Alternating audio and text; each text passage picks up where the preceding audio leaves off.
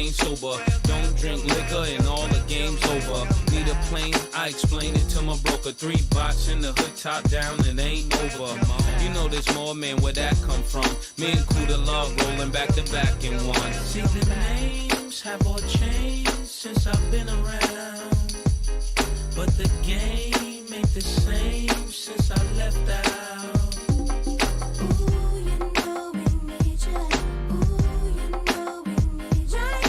And the next pick in the 2022 NBA draft is Johnny Davis.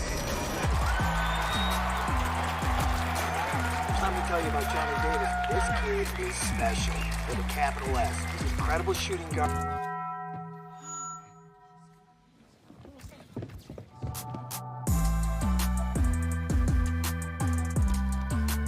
The toasted cheddar chalupa is back, only at Taco Bell. I win so much they wanna know who I'm coached by. Every day approached by chicks when I was multi. Wanna give me soul side, but I'm like, don't try. I see the hisses and the disses when I go by, but see the misses on my wrists when I float by. Self-control and I can't tell you no lie. Trying to find a soulmate, you end up being soul tied. I make my money, man, without the coca. Living la vida without the loca. I'm down south, so they show me country love, and I ain't even country thug. The people give me daps and hugs, so it must be love. And I love the country grub. It feel good to hear people singing welcome back. And I ain't even selling the track, cause I'm that Harlem cat. The names have all changed since I've been around, but the game ain't the same since I left out.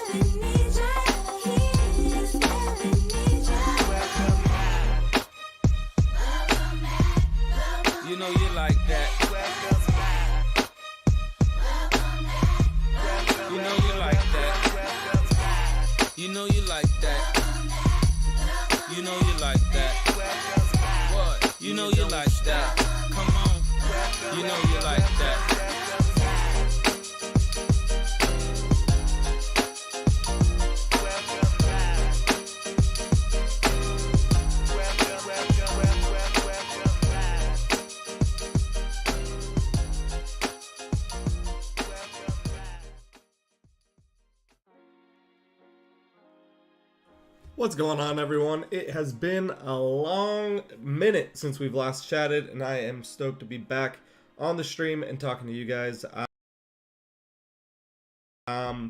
Yeah, so I basically had a couple bouts of sickness, and then I was traveling. I was in Ireland for a little bit at UAV Expo, or sorry, no, Exponential, and you know, just staying busy. But I'm glad to be back. Today we have a good collection of guests that we'll be talking to about the drone industry, like always, and trying to get back on this Tuesday cadence. We did try one of these daytime ones right before I dropped off, and it seemed to work all right, but I think that it's going to take a minute before we get that traction again. I apologize for losing that consistency.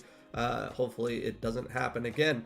But really happy again, like I said, to be here and to share some new stuff that's going on in the industry. Obviously, with Exponential happening, there was quite a few launches and different discussions that were happening there that we can you know, attach ourselves to it, and you know, even Don Zoldi, who's the first guest tonight, we met for the first time face to face at Exponential, so it'll be good to kind of talk a little bit about the show, talk about what we're seeing in the industry, and see what you guys have on your minds. So for myself, it's been now 2 weeks that I announced my joining of at Enterprise UAS.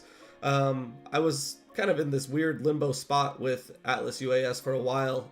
Atlas was a European tricopter manufacturer, and I had been with them for almost a little over 6 months until I left, but it was just getting difficult to put their technology in the US due to FCC certifications and some other things. And I do wish those guys well, and that they're going to be able to work that out and bring their technology, which is really solid stuff, to the US market. But I made the move to jump over to Enterprise UAS, and basically just fostering my addiction of evangelizing this technology, bringing it to people's ears and minds, and trying to paint the picture of what can be done with it as we move forward.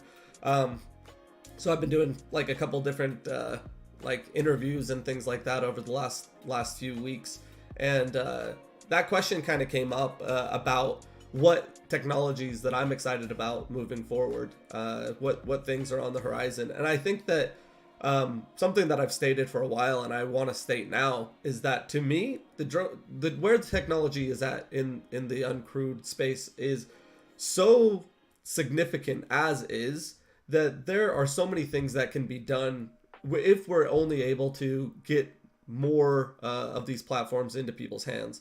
It's well documented about how many people in the public safety space are already using drone technology. But you know, when you take that number even further, and you have more people using it, then I think that that's where you're gonna find the kind of like ROI, I guess, or the people are going to unlock what the technology can do, rather than needing to have more features or more things built into the drones that are coming out that will enable people to do more. So yeah, it's maybe kind of a rant, but I think it's important to stay focused, that there's so much stuff that could be done with how things stand today, and that we don't get trapped in waiting for the next thing before we really start unlocking those opportunities. And again, I think it's all about evangelizing and bringing the concepts to new people, new industries, and you know, as this proliferates further, broader net, there's just going to be people that are going to do more interesting and exciting things with it. So like I mentioned earlier, today I have Don Zoldi on first, and then I also have Troy Messler and Troy Nakan, who will be talking about a variety of different things within the drone industry. I think it's an interesting group, and not things that I always have at my disposal to talk about deeply. So I'm really excited to bring them on. Right now, I'm looking over and seeing that someone else joined in here, and I'm wondering if I can hold on one second.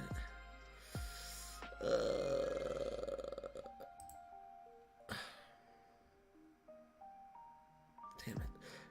Okay. So, anyways, so I'm gonna hop over and bring in Don, and we'll get started.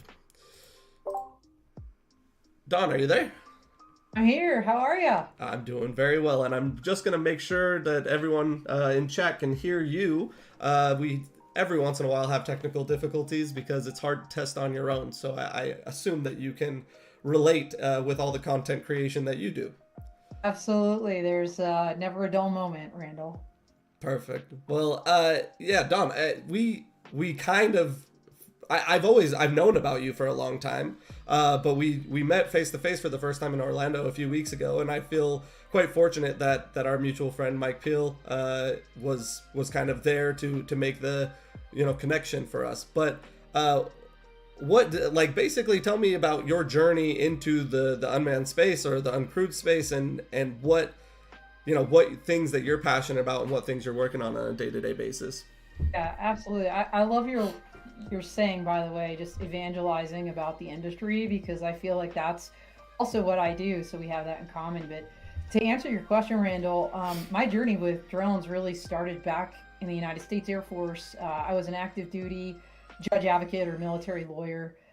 Did that for almost 25 years. But it was really kind of towards the tail end of my career, when I was more senior, that I got into uncrewed aircraft law and policy. And in fact, I created the DoD's I call it first, but it was the first known domestic policy for using UAS in the national airspace. There are policies out there, just nobody knew about them. That's a whole nother story over a beer someday. But yeah, so that's kind of started my journey, and it really just sparked a passion in me because it was so interesting. This was about 2012. If you recall, Randall, at that time in our country, there was just like this explosion of state drone laws that happened. Like prohibited from, it was mostly geared towards law enforcement, prohibiting them from using drones to gather evidence or collect information, and so there was just so much to kind of sink my teeth into, even on the military side, because one thing that I evangelize about is the fact that the military and civilian or commercial sectors are really symbiotic. One doesn't exist without the other. And so what happens at the state level, out there could absolutely impact military bases that are in the United States. So anyway, that's a long way of saying that. That started my journey. That sparked my passion. I just started researching, just reading everything I could get my hands on, started writing prolifically, mostly scholarly journals at the time. And then, kind of all culminated in October of 2019. I had already retired from active duty. At this point, I was working as a civilian federal attorney for the Air Force General Counsel's Office, as a business matters attorney for the Air Force Academy. And in October of 2019, Women in Drones actually recognized me as a woman to watch in UAS that year. And that, and meeting Mike Peel, you mentioned Mike, my hero. He ran Interdrone. That program was affiliated very deeply with Interdrone at the time. It just sparked a whole host of conversations, and really between Mike and Sharon Rossmark, the CEO of Women in Drones, and then I met Richard Fisher, the publisher for Inside Unmanned Systems magazine. All of these things coalesced very quickly that year to inspire me to create my company at P3 Tech Consulting. And so, that's the long way of kind of my journey and how I got started. And we can talk more about kind of what it's evolved into now that I'm doing it full time. But that was really the origin story. Yeah, so I think what it's evolved into is extremely interesting, and I think that for myself, being primarily on the manufacturer side, like, policy mattered, but policy wasn't really like at the forefront it wasn't keeping me from doing anything that I needed to do. Of course, there's going to be greater proliferation and a greater, democratization of this technology once policy kind of catches up to where we're at. But on a day-to-day basis, are you working with companies who have policy concerns, or are you working with lawmakers and trying to kind of lobby them, so to speak, in how they're making decisions that impact this technology? That's a great question, Randall. So in my company, I'm actually, first of all, I'm not practicing law, even though I am still a licensed attorney. Policy, regulation, legal aspect of what I do primarily revolves around education. So I'm an adjunct professor at Colorado State University at Pueblo. I'm also an adjunct at Embry-Riddle Aeronautical University Worldwide Campus for a graduate course in uncrewed systems law and policy right now. And all my writings and everything I do, my podcast and everything else, it all revolves around education. I am affiliated with a number of organizations, like not-for-profits, that do have an active lobbying role. For example, the Urban Low Altitude Transport Association, Ray Adams and Ron Leach there from Jersey. I was one of their first board members, and that's something they're actively doing. And we as an organization are trying to move the tri-state area forward. So those guys are actually going to be on my podcast tomorrow. I'm sure we'll talk about that. Yeah. So to your question directly, have companies like hired me as a consultant to directly lobby for them? The answer is no. But I'm doing that work. Actually, I take it back. I can't get into details, but one company actually did. As a particular piece of legislation was percolating along, they threw in with another company to hire me to help write their issue paper that they put forward as part of a legislative proposal. So it's not a large part of what I do, but I certainly could do it. I love to do it. But most of that practice is kind of through these nonprofits that I'm affiliated with, and I have to be very careful, of course, being a licensed attorney, not to cross that line into practicing law, Right. because I'm just not doing that in my business. Right. So the amount of, I mean, you create content and it's educational content, and I mean, maybe I'm starting to understand the shape of it, where you have companies that have interest in either educating about their particular concern with the way that policy is moving, and you want to educate either the masses or educate specific groups that to help move these policies forward in a way that's kind of behooves your client. That's why you create so much content. That's why you've created your platforms, or is there something else that just like was a burning desire inside of you to create content? Well,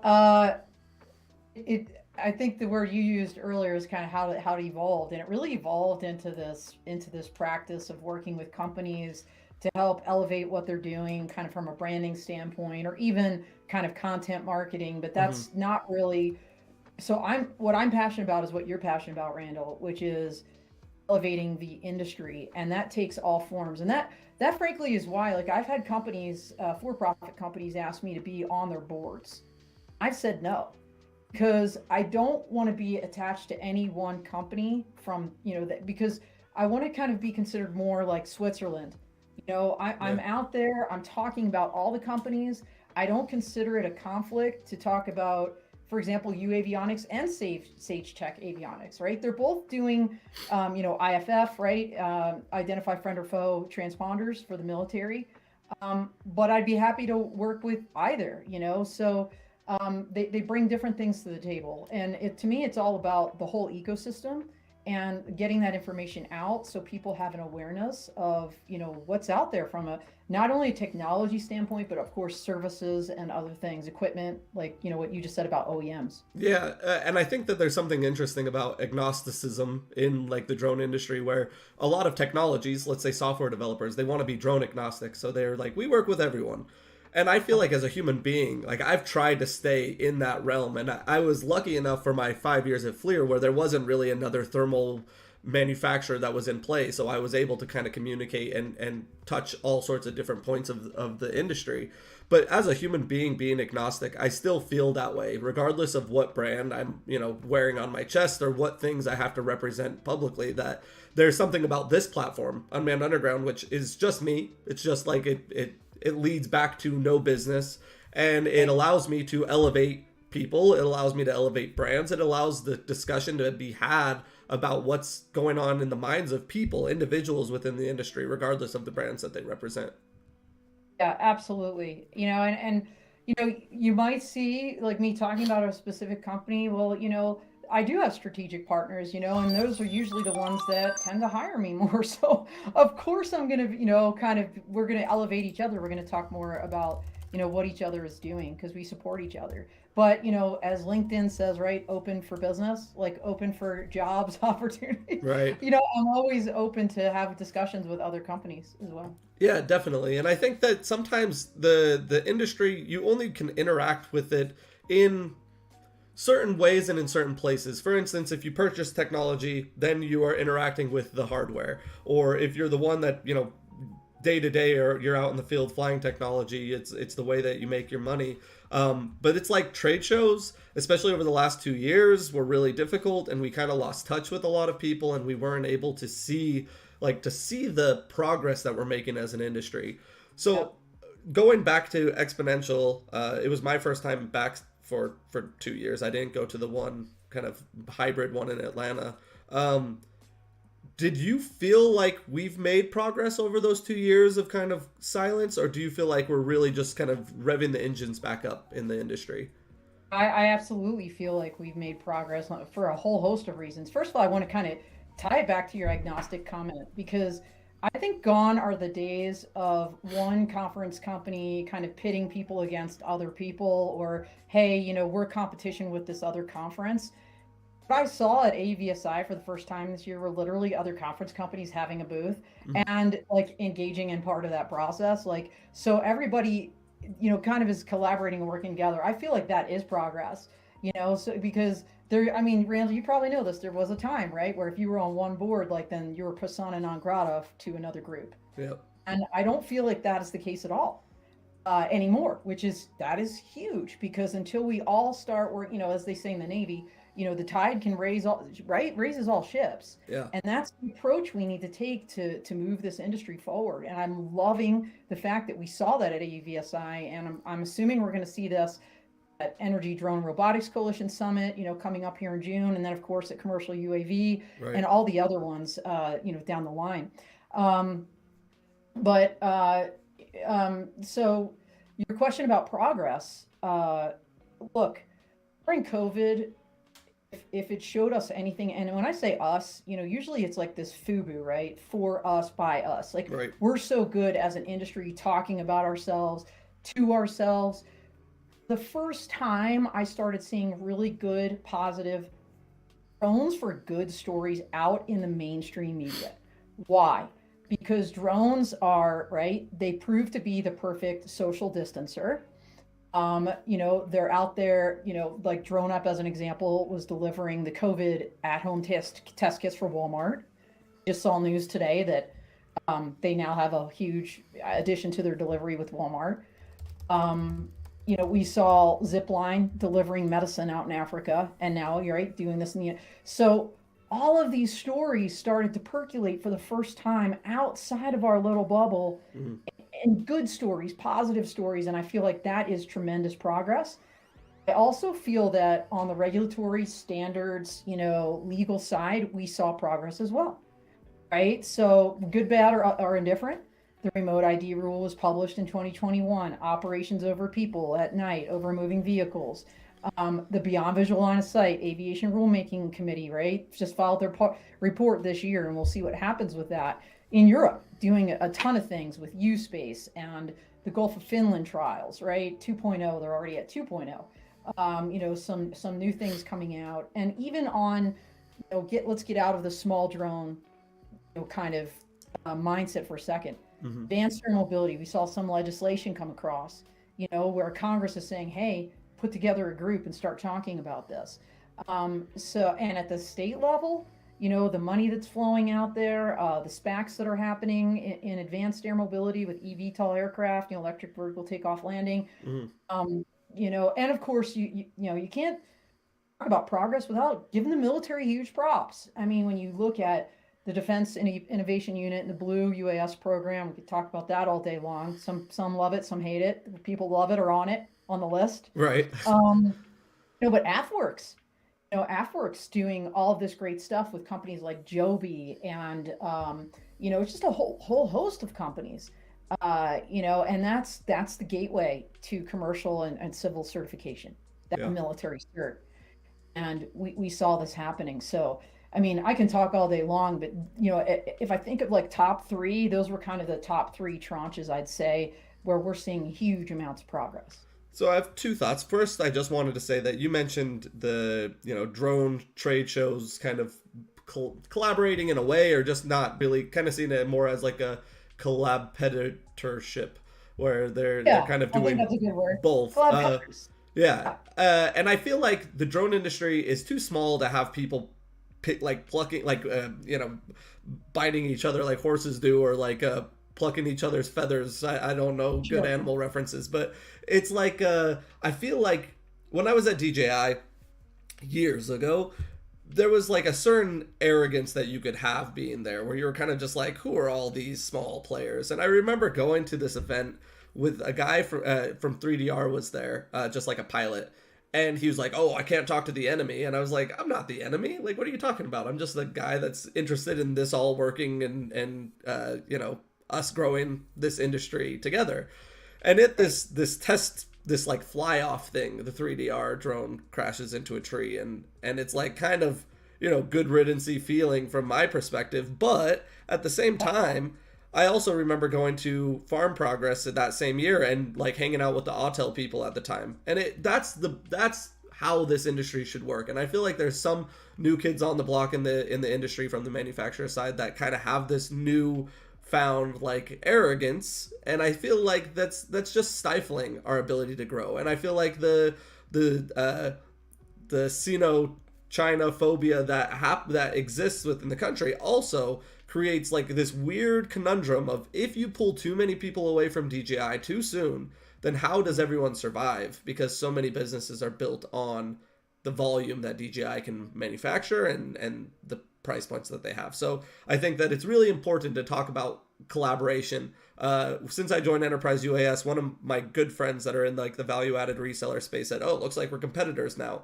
I'm like, no, like we kind of always have been working together, and we always will be working together, even if someone profits more than others. So, well, on that point, I work with clients all the time, and I put them on other people's podcasts.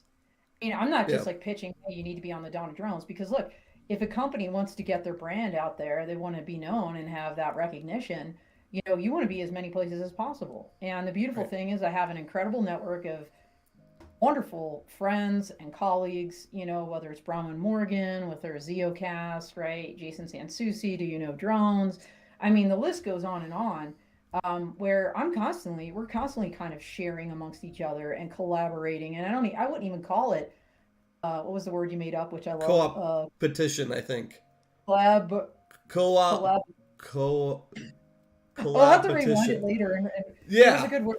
Yeah. You made it up, like ginormous. It's going to be in the dictionary soon, my friend. Yeah. But I think you had a second point you wanted to make. Yeah, the other thing is that we're talking about all the policy advancements that have been made over the last 2 years. And I think that there's policy advancements that are made all the time.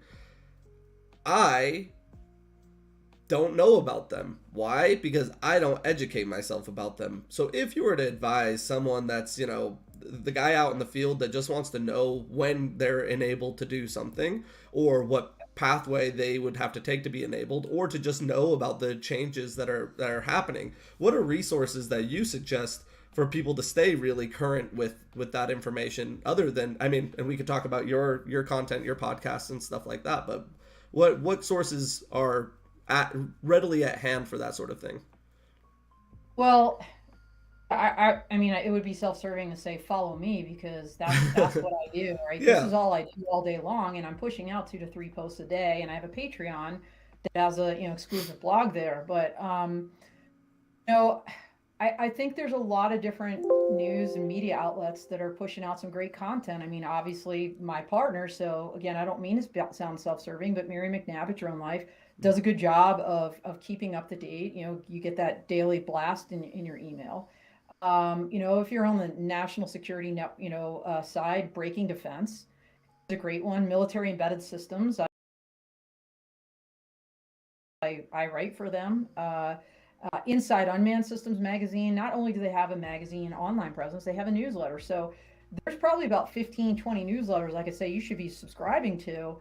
And, it's going to spam your inbox, but it's a real quick, like 5-minute over coffee scan to realize, is there anything of interest for me here? Oh, look, there's this one. Mm-hmm. Or I'm aware of this company. I had no idea they just landed this big deal. So, for the policy, for kind of the industry goings on, I feel like all of these different magazines, UAS Vision is another one, by the way. They're out of the UK, and, I subscribe to all of these, and I also contribute to all of these. For a reason, because they really have great content. Mm-hmm. So if you could give us a snapshot of where BVLOS is today and where you think that it's going to be in the near future. Well, where it is today, it's where it's been for a while. I think we've seen maybe some additional exemptions, waivers granted. But where it is today, it's still an exception, if you will, to the general rule of Part 107, which requires visual line of sight operations.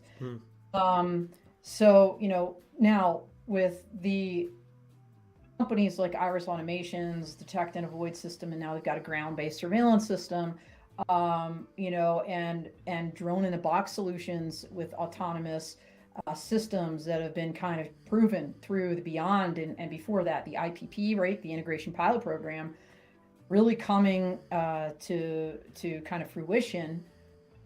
You're seeing these more frequently granted. It's not like the days where, oh, look, Skydio just got the first Beyond Visual Line of Sight waiver to do statewide, bridge inspections in North Carolina.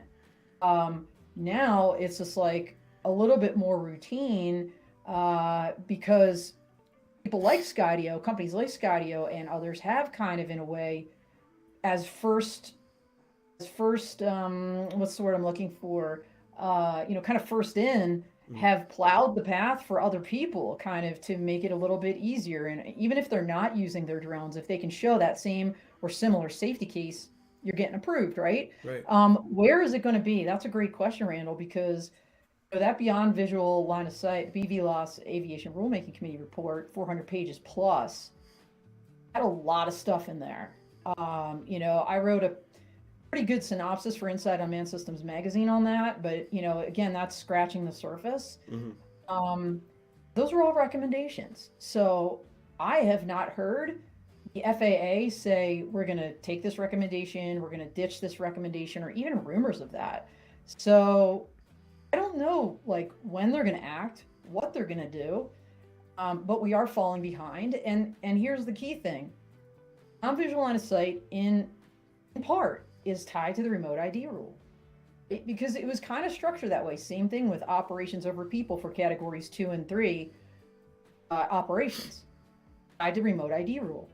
What's happening with remote ID? Great question, because we've got the lawsuit, race day quads versus FAA. Oral arguments were heard in December. We all thought, everybody thought by now, we are almost in June. I'm thinking the court is going to go into recess soon. Cases were heard after this, well after this, and opinions have already been issued on those cases. Where are we on this? I don't know, because things are hanging in the balance. For OEMs, right, the deadline is this September 2022. Okay, we're only a couple months out, and it's just so what is this even meaning? What do we go ahead and start manufacturing remote ID that might not even be legally compliant and spend a bunch of money on that? That's because you said earlier, Randall, as an OEM, this policy stuff doesn't necessarily affect us. Well, this one will, and this is law. This could be law depending on how the court comes down, because they raise constitutional issues. So I don't know that it was necessarily about the technology from an OEM standpoint. In other words, the broadcast. It was more about how, as a matter of policy, it would be implemented, especially vis-a-vis law enforcement and the ability to persistently track people in their backyards without a warrant. So that's a big one, and that is out there. So it's a really long answer to your short question about beyond visual line of sight, but because remote ID has been kind of put on this pedestal as a building block to BVLOS, to ops over people, categories 2 and 3, to so many other things, it's now what? And Europe's moved out, right? Yeah, so in a perfect world, we would be able to achieve the things that are enabled by BVLOS approvals, right? We would be able to do long duration missions, long linear missions for inspection work. We'd be able to continue following an escapee from a prison and not, have to turn around because you can no longer see the airframe. There's a lot of instances in which the lack of a BVLOS understanding keeps us from achieving what we can achieve with this technology. Absolutely. So what, do you feel like that is on the horizon of being addressed because it is so important for the enabling what this technology can do? Or do you believe that from the FAA's perspective, it's just too risky to create concrete rules for BVLOS? Uh-oh. Lost you on sound, Don. I don't know why. There we go. Looks good. Now you're good. Okay. Yeah, that was weird. I was going to say, that was part of the recommendations, Randall, was to create a new Part 108 to address this. And is the FAA going to go there or not? I don't know what they're going to do. Yeah. But you're absolutely right. I also feel like while technology has advanced, some of the things that you still need. Look, we're still working through 5G, Randall. We just had this giant kerfuffle. That's right. That's also a technical word. Right. Back in December or January, when Verizon, I think it was T-Mobile, were going to launch the 5G rollout, and the aviation community, FAA, came forward and said, "Well, hold one, because this is interfering with some of our how did they call it? Life critical avionics." And it's just like, whoa, stop the press right there. So, this idea of 5G, how does this work? Connectivity solutions, command and control, one to many. The military's been doing this for years, but at very, very high elevations, very expensive, operations centers. And there are companies just now popping up that say, hey, we've got a C2 solution for the commercial sector, but they're just literally now popping up. So it's not just the policy, Randall. Like, while the technology has come a long way, there's still, I think, pieces and parts that need to really gel to make this work on a regular basis. Right. So we talked a bit about the importance of education and sitting listening to you, I'm learning so much stuff that I know very, very little about. But you're launching some new podcasts or some new ways new platforms, I guess is what I would say. So do you want to talk a little bit about what those platforms are, where you can be found, what dates and times that you do these things and all of that? Yeah, thank you. I'll do a quick around the world, and I'll start with the platform we already have. So the Dawn of Drones is affiliated with Drone Life. They help us present that, me and Mike Peel, my producer, every Wednesday at 9 a.m. Mountain Time on Drone Life TV. It streams a lot of places, but check that out. Every month we have a theme, and this coming month in June, it's Emerging Industry Leaders. It's going to be sponsored by the Sonoran Desert Institute. So if you haven't heard of them and you want to know about drone education, you might want to dial in next Wednesday when I have John Miner, the president and dean of that organization, on the podcast. Just kicked off my inaugural Law Tech Connect workshop with AEVSI Exponential in Orlando. That was awesome. It was 8 hours of content. We did get continuing legal education credits for the lawyers, but I'll tell you, Randall, my vision was achieved. I know it sounds corny, but my goal, why I created my company in large part, was to have lawyers and engineers and drone pilots and policymakers, OEMs, all in the same room having very important conversations, and not having segmented groups in a back room making policies and they don't know anything about the other groups. Mm-hmm. And we achieved that. We had about 50% lawyers, 50% everybody else, including students and academia. So it was really awesome. By the way, Denver 2023, we're going again. So stay tuned. Really excited about that. 2 new podcasts. So with Mike, we're launching our own brand and platforms. It's kind of under the moniker of Full Crew. So like, join our crew. Full Crew is going to be a newscast. It's going to be every Monday, 9 a.m. Mountain Time. We've got Twitter, we've got YouTube, we got all places. It's going to stream across Mike's platforms, my platform. So like I said, follow me on LinkedIn at a minimum, if not across Twitter, Instagram, Facebook, all of them. And when I say follow me on Facebook, follow P3 Tech Consulting. I Not the have personal. Yeah, because people throw me out a personal invite. I'm like, no, this is dog and kid pictures and like family members only. So that would be a deny. So I don't want people to think rude, but that's why, you have to build your business one under your personal one. Okay, so Full Crew, that's what that's going to look like. It's going to be me, Mike, and then an industry leader and someone from this bucket. Mm-hmm. Academia, not-for-profit, government, and media.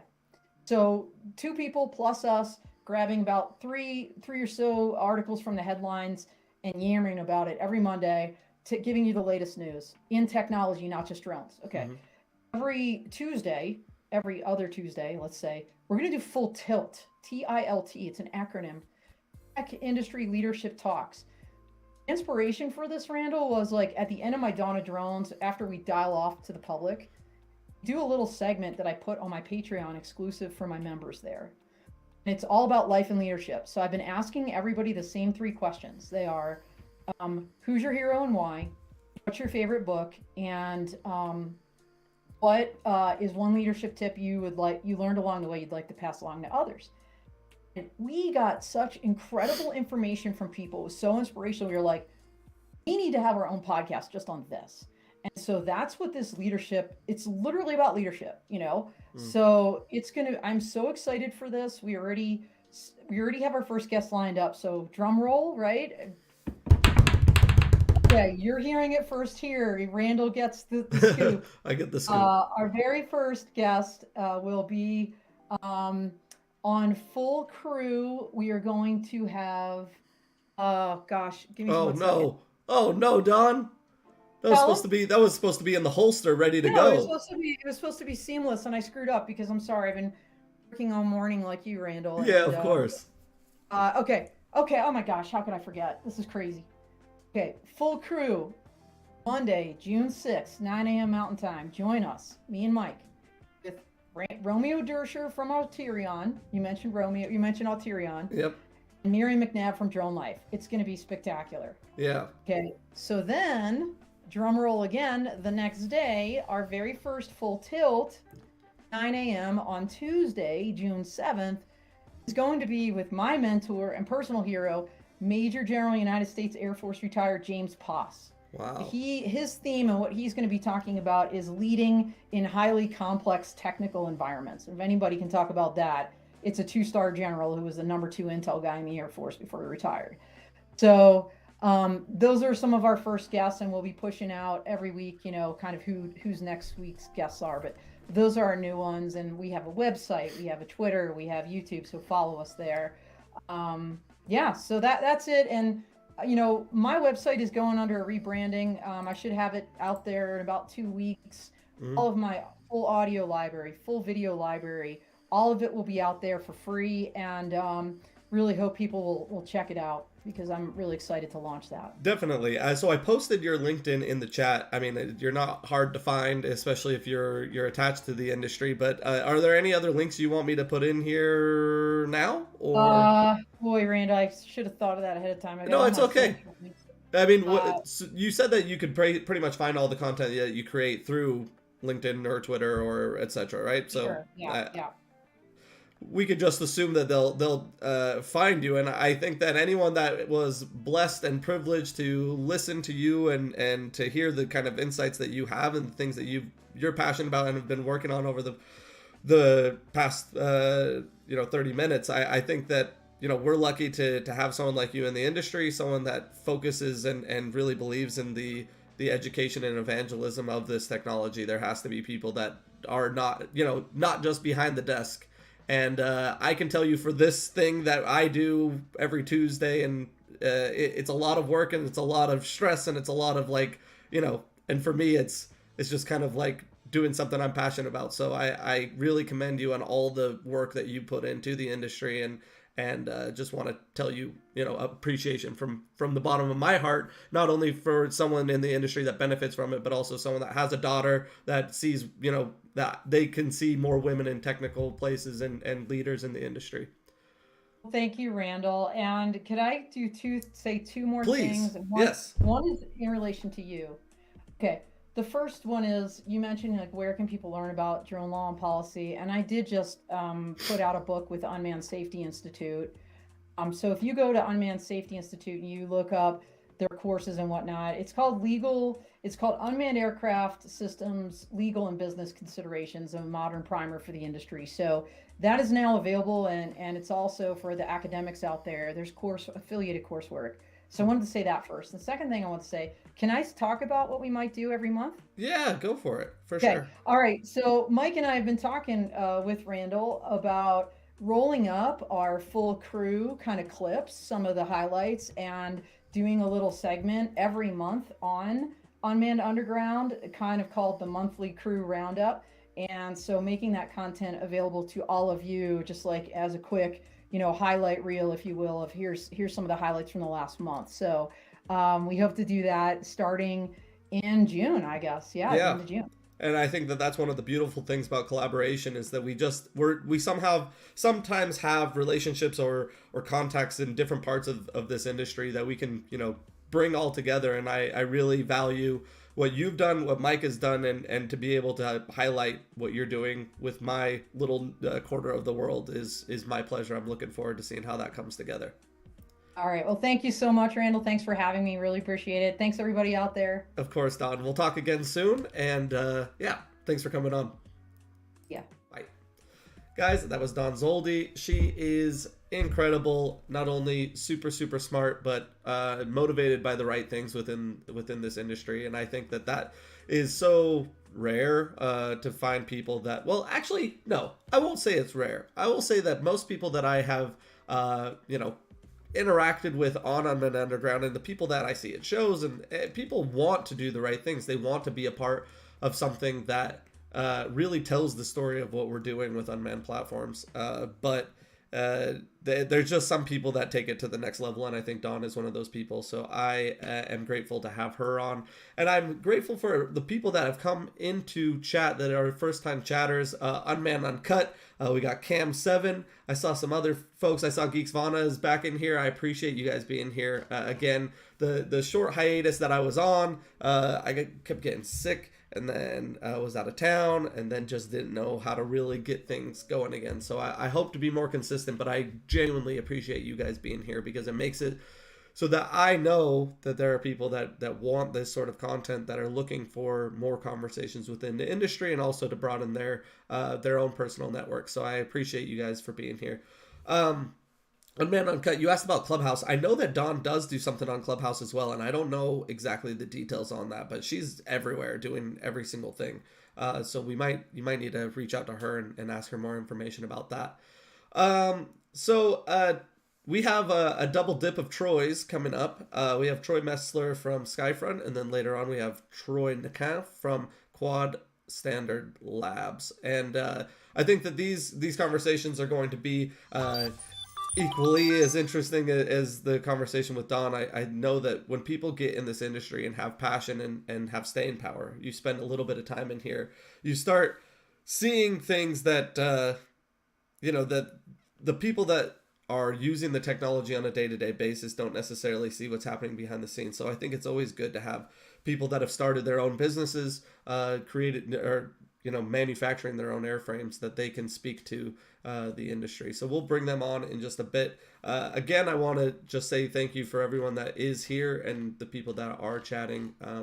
I think that as we ramp back up, that we will be able to see this community grow. Cam7, thanks for the follow as well. It'd be interesting if you're in here, Cam7 still, if you did you come in from LinkedIn, from a LinkedIn post, or did you come in on your own? How did you end up in here? That would be interesting to me to know. But I don't know if you're still here. And I saw that Troy Messler just came in, and then he jumped off with his video. So when he's back in, we'll hop over there and we'll get another conversation going. Oh, he is there. Okay, so I'm gonna bring in Troy Messler now, and we'll have that chat. But Cam, if you from LinkedIn, awesome. Well, thanks for being here, brother. Or assuming that you're brother. Anyways, Troy Messler. Troy, what's up, man? Your mic is not on. I don't have sound from you.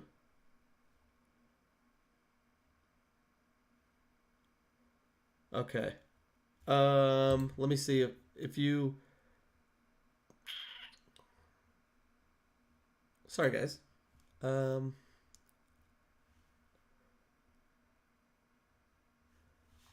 You might need to change your input device. He looks like Troy jumped off and he'll be jumping back in. So I apologize for the technical difficulties. Sometimes we don't check these things as thoroughly as we should before we go on.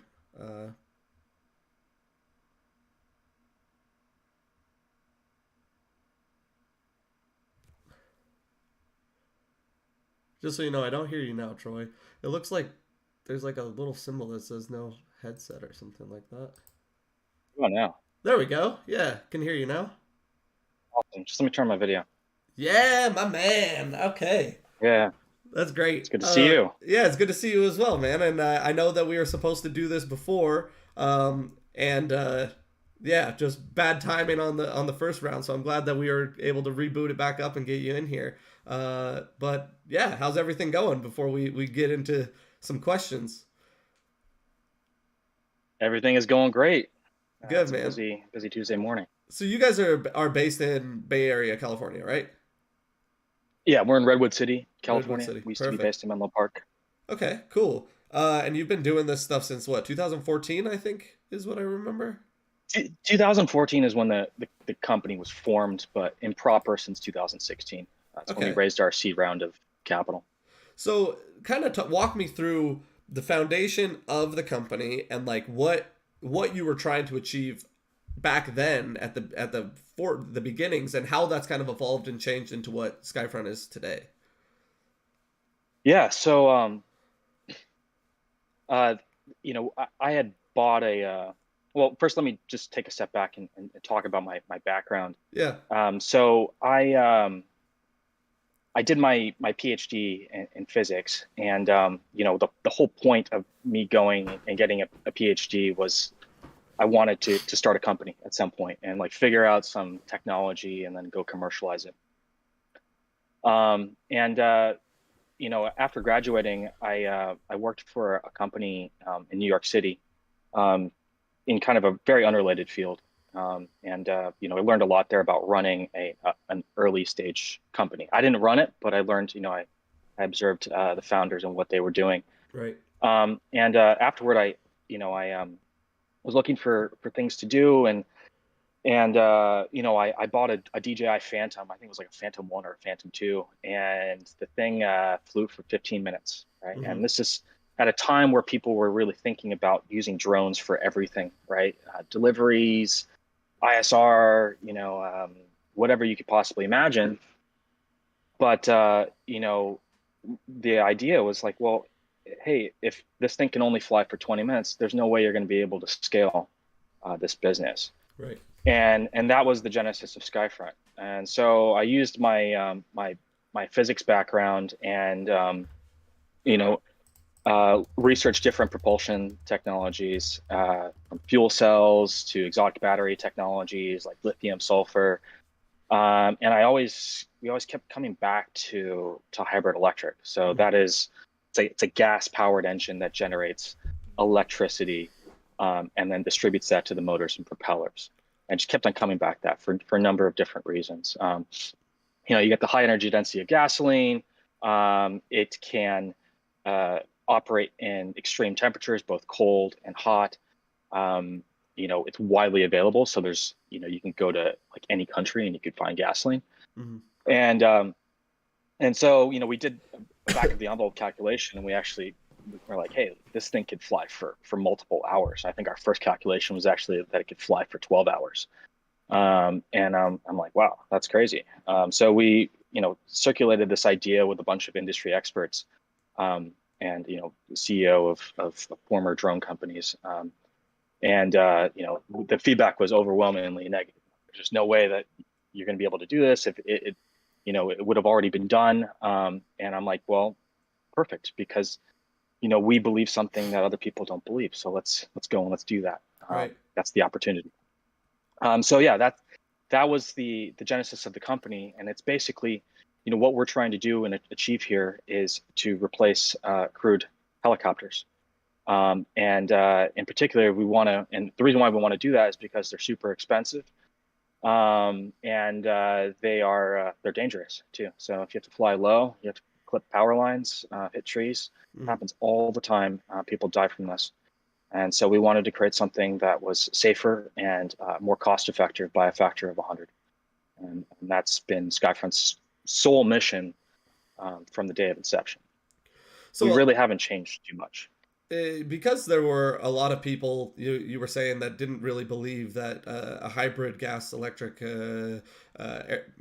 unmanned platform was going to work, is what you said. How did you kind of push through those doubters, people that maybe you respected or people that maybe had seen some things to continue down that path, to continue down that journey? Because I find outside influences to be extremely difficult. I'm not meant to be like an NBA athlete, which gets heckled all the time and told that I'm shit and I just keep going. I let that stuff get to me. So kind of talk about like your conviction in what you were building, and where that conviction kind of led to an entire company being built from it.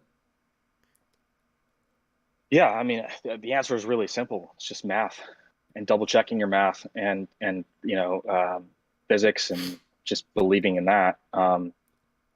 We were trained scientists, and like it was just kind of obvious. I think yeah, it was very upsetting, like hearing that from people. But at the same time, when you think about it, like that is the opportunity, doing something that people don't necessarily believe in at the time, but will believe on later on once they see the proof. Yeah, so tell So me about like the educational process of getting people that are used to having, DJI platforms in their hands. They have a LiPo battery, they shove it in, it dies at some point, they go and charge it again, or they put in another one. This is a bit of a different, like, the airframes that you build. You have a quadcopter and a hexcopter, right?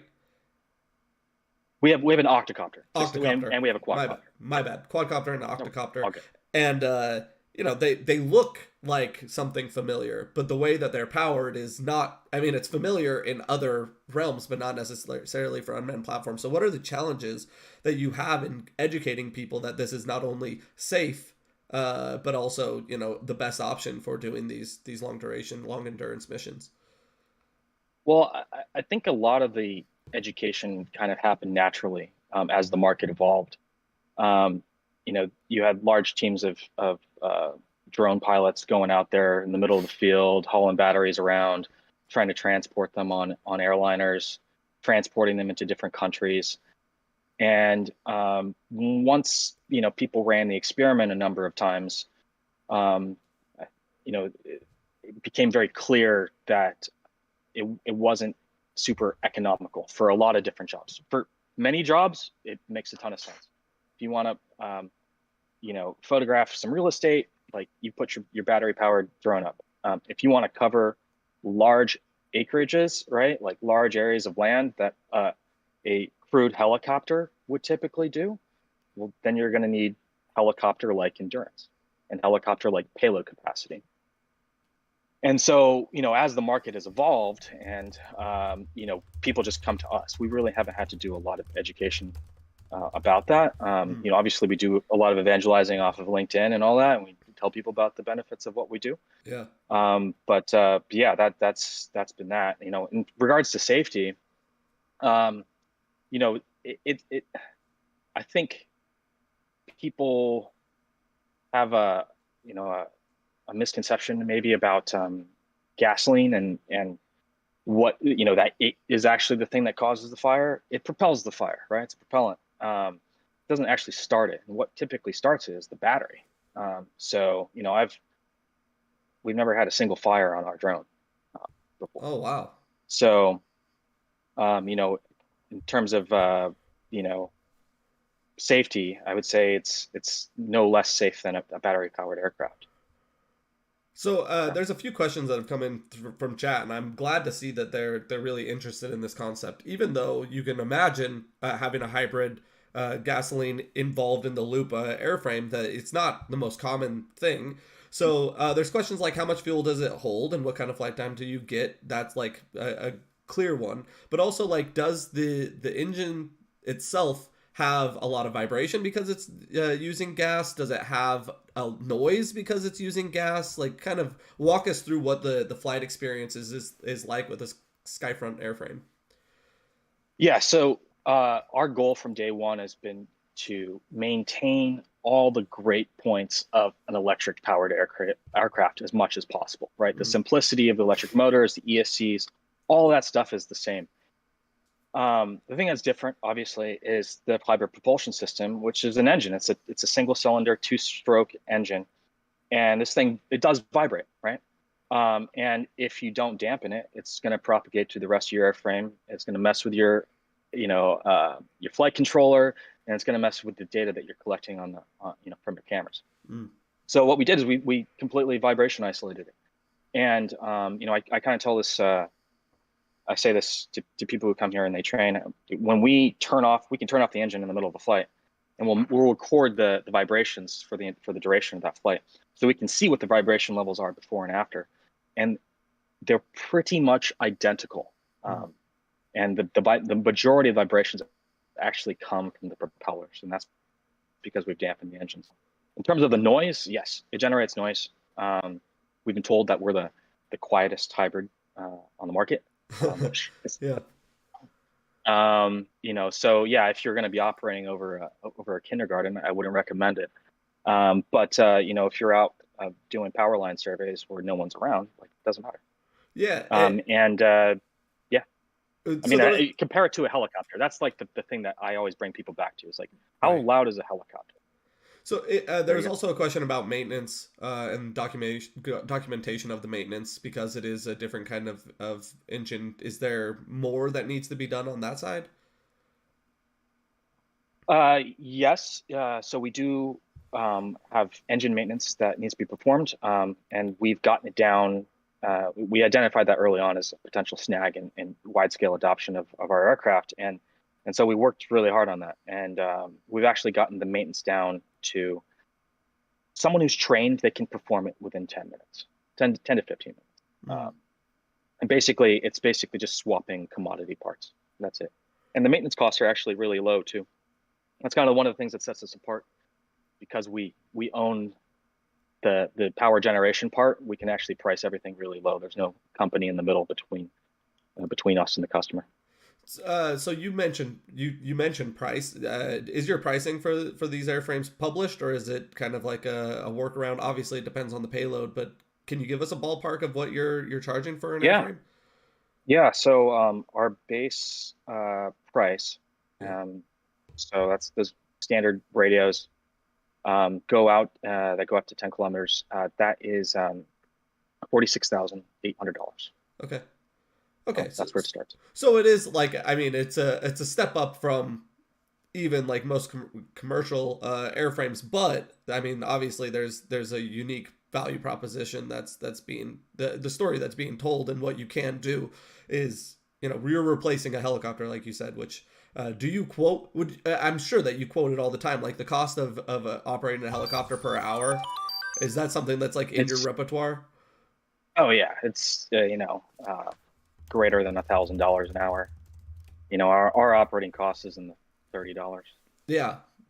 So I mean, it all makes sense, and it's something that I was a little bit, I won't say taken aback, but I went to your website in preparation for this, just kind of like school myself up, and you focus a lot on security and surveillance, search and rescue, and those sorts of missions. But then your payloads obviously tell a much broader story with multispectral and with LiDAR and things like that. So do you feel, is this a widening of Skyfront? Is Skyfront, as it evolves, becoming more suitable or finding other industries that it wants to be used in? Or is it narrowing where it's like really security and surveillance is who's getting the most benefit out of the technology right now? I think, certainly, the platform is very general, right? There's a lot of different applications that need long endurance.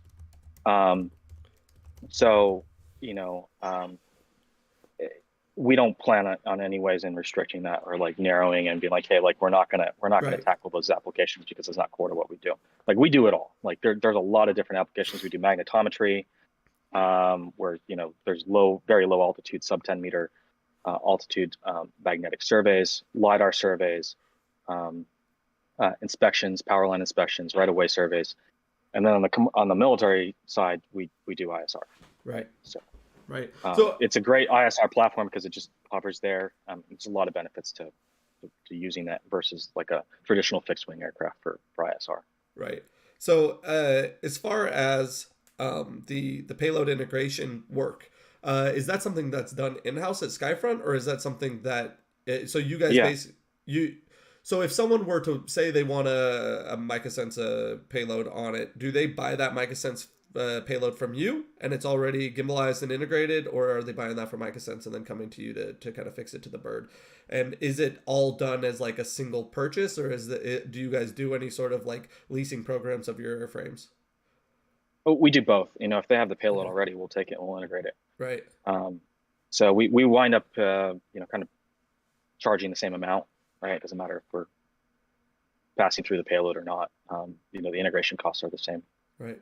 So, yeah, we Super Bowl, we go in there, we'll figure out how to communicate with the device.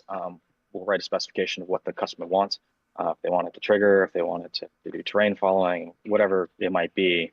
And then we'll go and we'll figure out whether or not we can do it. And generally speaking, I would say 90% of the requests we can actually do. And then, we'll go and we'll build the necessary circuit boards, the software, the firmware, whatever it might be, in order to go and accomplish those requirements. And so if someone is approaching Skyfront for purchase of the airframe, are they doing all of the business transaction with Skyfront directly? Do you guys work through channels? Do you work through partners? Like what does the go-to-market strategy look like for Skyfront? Yeah, we do. I mean, we have a number of different LiDAR partners as well who resell our vehicles. So we go through those. We have resellers in different industries, emerging industries that we're not super public about right now. As well, and but we also do direct to consumer, and we don't, if someone brings us a lead, we don't step in the way of them. Like if someone else brings us a lead and they have a prior agreement with us, we're like, okay, we're going to go through you. We'll let you resell it, and then we'll cut them a deal. Yeah, and that's how we typically work. We're just very flexible. There was another question that came in, and I think that when you have a lot of questions, it's a really positive thing. But someone was wondering about the payloads that you have on offer. What do you find is the most popular? And I think that would help also, tell the story of what industries are really benefiting the most from this long duration, long endurance technology, as well as being able to accept some of the other things like noise and stuff like that. Well, certainly LiDAR.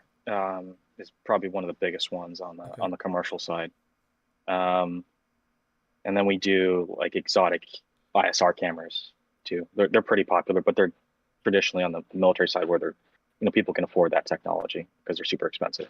Right. But yeah, LiDARs, and we have a whole bunch of them that we support. The ones that are on our website are not complete. We do Rock Robotic, Phoenix, Yellow Scan, Geodetics, Route Scene, Regal. All variations of the Regal, all type of integrations of the Regal sensor as well. So it's pretty wide ranging. And what the LiDAR payloads what missions are typically being done? What kind of LiDAR has been been symbiotic with the unmanned industry for a long time, but what are you actually seeing people going out and doing with LiDAR platforms? This happened recently. A few companies that reached out to us to do carbon capture, or not carbon capture, excuse me. They're like figuring out how dense the jungles are to see how much carbon is being captured on a per acreage basis. Okay. That's one. Super exotic. I never thought that industry existed, but it's actually gaining a lot of steam. Another one is just construction. People building new stuff on land, and they need to figure out where things are. They need to survey the land, just what a traditional surveyor would do. Drone LiDAR does for them, just much quicker, and it can do a lot more land. And it's more cost effective as well. So I don't know if this is going to be like understood in the way I'm saying it, but why is Skyfront like not more prevalent in the conversations of like things that are doing really important stuff in the unmanned industry? And that's hopefully you hear that out of complete respect. But it's like, sure. That's why I'm on this podcast. Is it a price thing? Is it that people just like can't fathom the cost of it, and so it's such a small niche thing that it's like your customers and they know you, but when it's like the broader drone space, you're not going to be in the same conversations as like DJI or consumer stuff? Is that the issue? We don't. Yeah, like I think we serve different mission than DJI, right? Like DJI is great at photography and video, that short range. We'll never compete with them on that. We focus on long range, long endurance applications, and that's just a different customer base, and it's not as many individual customers as DJI would service, right? So that's one reason. Yeah. And it's just a different mission set, and a lot of our customers are very private too. They're not like blasting it on LinkedIn or whatever. So yeah, and I think that it's also like I've seen this in a couple different places that I've been recently, or people I've talked to, where marketing in the drone industry is difficult because it can all just become like more noise about the same thing. Like everything kind of looks the same, and you don't really know those differentiators, and unless you bite into it a little bit, unless you like read beyond or look beyond the picture that you would see on LinkedIn, right? Like you see a LinkedIn post and you see the caption. If that doesn't pull you in, then it's just another drone. And I'm sure that yours and mine and most people in here, like if you go on LinkedIn, you see 90% drone stuff because that's who we're interacting with. So for a company like yours, roughly how many employees do you have at this point? We're about 15 people. 15 people. Yeah, something. Yeah. And I would assume largely it's going to be the engineering side and then maybe like some go-to-market type stuff, right?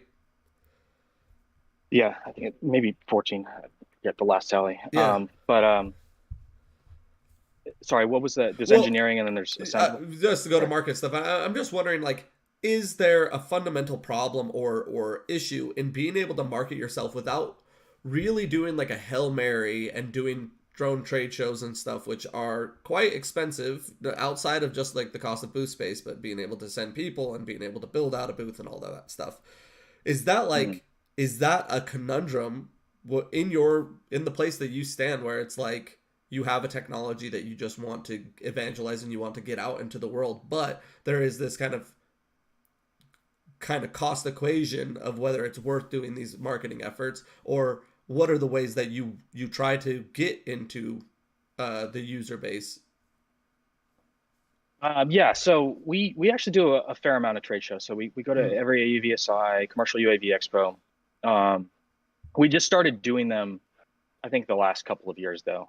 We were kind of under the radar before then. But yeah, I mean, there's a huge cost to it.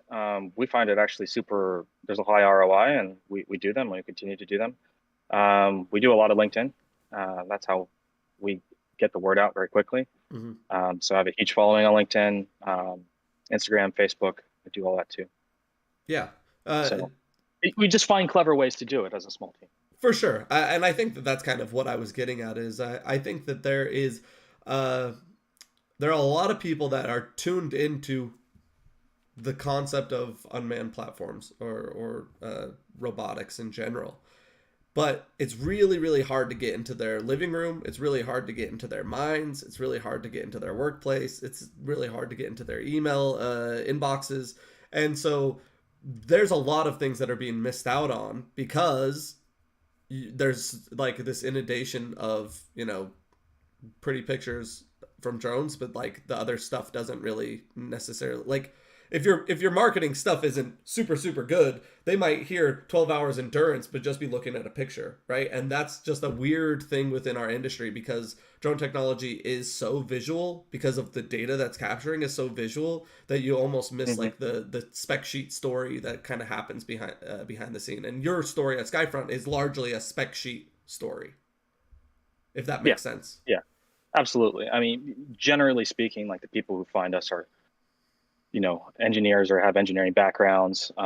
They've been super involved with the industry and they kind of know what they want, what they need from a business perspective. So a lot of our customers, they find us. We don't have to do a lot of outreach. And I think they just do a little bit of Google searching and they'll figure out what options are available out there. So yeah. What's your take on hydrogen? Because I know there's companies like FlightWave and others. Doosan was doing hydrogen cell stuff. Like what? I'm sure that you've looked at other things. Do you know where you stack up with electric hybrid against? Absolutely. Yeah. I could talk your ear off about that. Please do. Hydrogen was one of the first things that we looked at. So I would say like we're not married to any technology, right? We just want the technology that's going to solve the problem, right? And the problem is endurance, and the problem is payload capacity. We took a look at that back in 2015, and I keep an eye on it every year. There's just a logistics issue, I think, and a cost issue. And if you think we're expensive at $46,000. Just imagine a hydrogen fuel cell drone with exotic, fuel cell on it. It's covered in gold. You have to lug around your own generation hydrogen generation equipment. So, you're into the hundreds of thousands of dollars pretty quickly. And then, and that's because it's just not available everywhere. Like with us, we just go to the pump and we fill it up and we're good to go. So we don't have to invest in infrastructure. I think if you're a consumer of a hydrogen powered drone, you're going to have to invest heavily in that. And you have to be willing to take it. Now, I think that there are some great applications for hydrogen.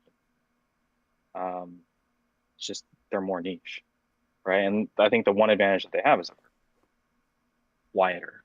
Yeah. They're silent, some might say. So, but you have to weigh that with the disadvantages as well, and the cost and the availability, and then also just where they can operate. So, can they operate in cold temperatures? No. Can they operate in hot temperatures? No.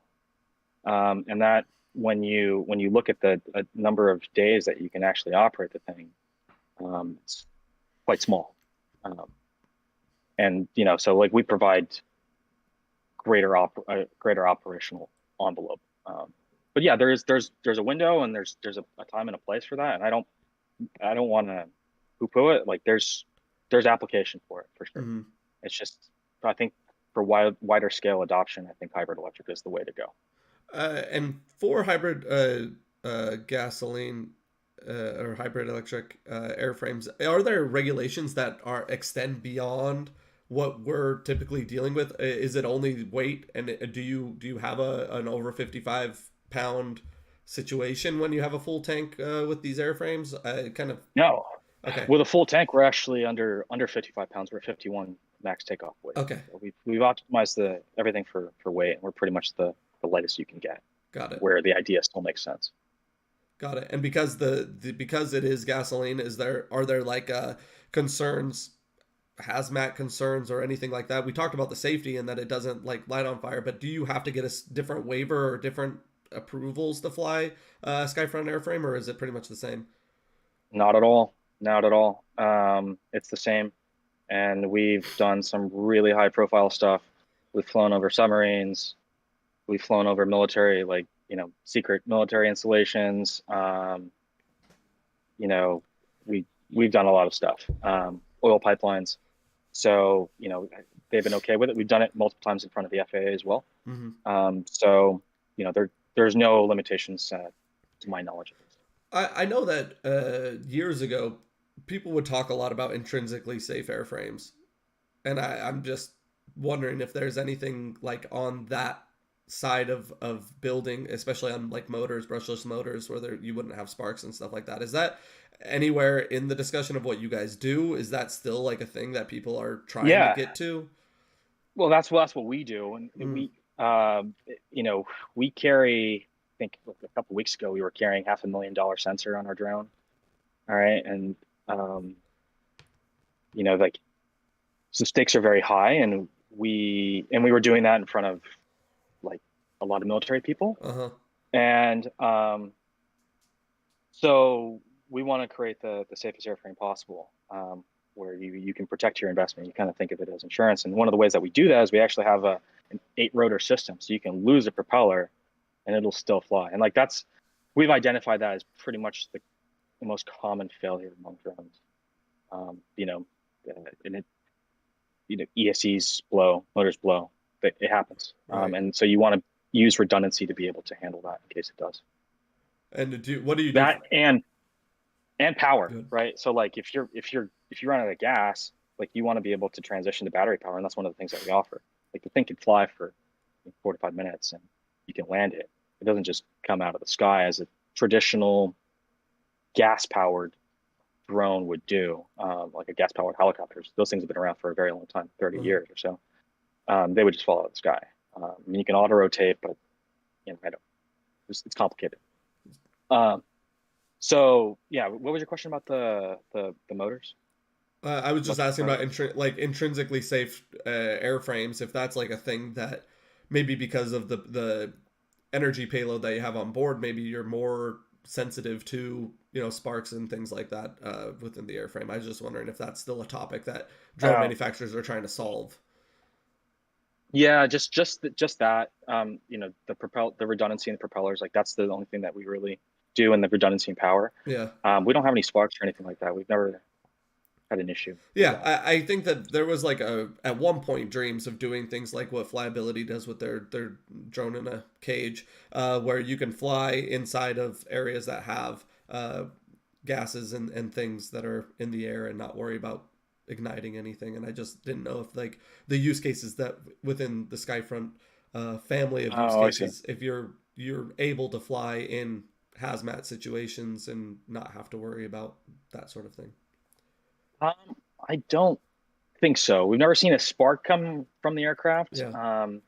But yeah, you'd have to inundate it with gas and run the test to be able to figure it out. But we've never done that. Gotcha. Well, I did post your LinkedIn up in the chat for those that maybe are not connected with you already. Are there other places that you typically interact with people? Obviously, there's the Skyfront website, which I'll throw up there as well. But is there other places that you would want to be interacted with if people have questions? Yeah, LinkedIn. Yeah, we chat on LinkedIn all the time. Yeah, send us an email, and we'll get back to you. And yeah, if you send me a message on LinkedIn, we'll reply. Well, Troy, I think that like I mentioned, what you're doing for the industry and in the industry is pretty unique. There's not a lot of people that are focusing on the energy source that you are, and endurance is going to continue to be where people are going to want to see the changes. So I think that you're a pioneer in the industry, and I respect the hell out of that. Sorry that this didn't happen the first time back in April, but I'm glad we got to chat now. And if you ever need anything from me, you let me know. Sounds good. All right, brother. Appreciate your time. Thank you so much, Randall. Yeah, take it easy. All right. Guys, that was Troy Messler from Skyfront, CEO. If you came in late, we were talking a lot about energy sources, and because that they use hybrid electric from gasoline on their airframes, it is kind of this thing where, like, for me, I won't say prejudice, but like my first, I'm asking dumb questions, I guess is what I would say. I'm asking him dumb questions about fuel sources because it is foreign. We're so used to lithium polymer batteries in the drone industry. You just land, put another battery in. And we've gotten used to it, and it doesn't mean that we should get used to it. There is a need to not have to go back to base or go back home to change out batteries, especially in meetings like, especially in use cases like search and rescue or following some sort of suspect in security and surveillance. So I think that what Troy is able to unlock with his airframe is really impressive. I understand that educating people about what the safety implications and also to get over hurdles of cost is a significant challenge, but it's a challenge worth taking on, and chatting with Troy about that definitely educated me quite a bit. I see that Danielle's in here. I see that my boy Bobby's up in here. I see Preston and Shredda's up in here. So I really appreciate you guys sticking around. We have one more guest today, and it's Troy Nakin from Quad Standard Labs, and we're going to talk a lot a bit about FPV flying. And I had a misconception about this too, and this just goes to show that I'm like the most naive and ignorant person in the entire drone industry. But when we were talking about FPV, like real FPV flights, I was thinking like FPV piloting for racing or whatever, but this is like a whole different level of that. And I think Troy wanted to kind of whoop my ass when I made the assumption that it was something on the lower tier, lower front of FPV flying. So I guess because Troy's here, we'll just hop over there, start having that conversation, and here we go. My man Troy. Can't hear you. Me? Oh, there we go. Now I can hear you. Yes, sir. You got me? All right. Yes, sir. Oh, I was not mad. I didn't beat you up. I mean, I did criticize quite a few things. No, I'm just kidding. No, man. I just think it's great. First of all, thank you. Yeah. Also, the incredible talks that you already had today. I mean, it was like I started wanting to take notes about, man, that relates to me and this and this. And it's just so crazy, Randall, where we are today. Because like you're one of the few that I think have been in this, and correct me if I'm wrong. I don't know your full backstory, but that's the weird thing is you're one of the few like connections that I've never actually met in person. We've never really chatted a lot. I think we move in a ton of circles together, especially one particular circle. But it's just crazy how we're all here today, and our stories, if we don't already know them, like us personally, about each other, they're just the same stories, you know? I mean, the same connections, the same like passions, the same everything. Like it's just in slightly different variances. Yeah, for sure. I think that, you know, building a community around this technology has been happening naturally. And we kind of ping, it's small. And so we ping around and know common people. I know that you know Bobby Sakaki and I go way, way back. And so it's like there's these touch points, but without like a platform or without a reason to talk, unless we bump into each other, it's a missed opportunity. And so I'm grateful for any opportunity to hear what people are doing, what they're passionate about. And then you never know when that's going to be there's going to be some matchmaking done. You introduce someone to someone else and magic happens. And that's what I live for. That's my like favorite thing in this industry. Connecting the dots is what I consider it. And, you know, you haven't really asked, but like the way I got here, like my origin story, like you asked everybody, is the connecting of those dots. And I didn't even know I was connecting dots until I realized it. And then I started pursuing it. And like something you mentioned earlier about, you know, the opportunities, you know, I think that too many people are waiting for something to hit them in the face and like be an opportunity for them to like see it. And it's like, the opportunities are just limitless at this point. I mean, even more so every day. But like our connection, our 7 degrees of Kevin Bacon, so to speak, would actually probably be John McBride. I know you worked with him, but you know, my origin starts in 2016 as far as the real, okay, this is going to be something I'm going to do. I just didn't at that time had no clue how and what it was going to be. Right. It all started with John, 2016 CES. I had an opportunity from a Chinese flight controller manufacturer. They were, some people may remember GDUI. Funny enough, though, I worked for GDU later. Yeah. So GE was basically knocking off NAS 32 flight controllers and all the DJI flight controllers, and just like everybody was. Right. And they had offered me one to review as a hobbyist, and I reviewed it by getting it, and it didn't work with any of the hardware I had. And I basically complained and told them it sucked and I didn't want it and they could have it back. I then brokered somehow me sending it to some dude in Canada to test.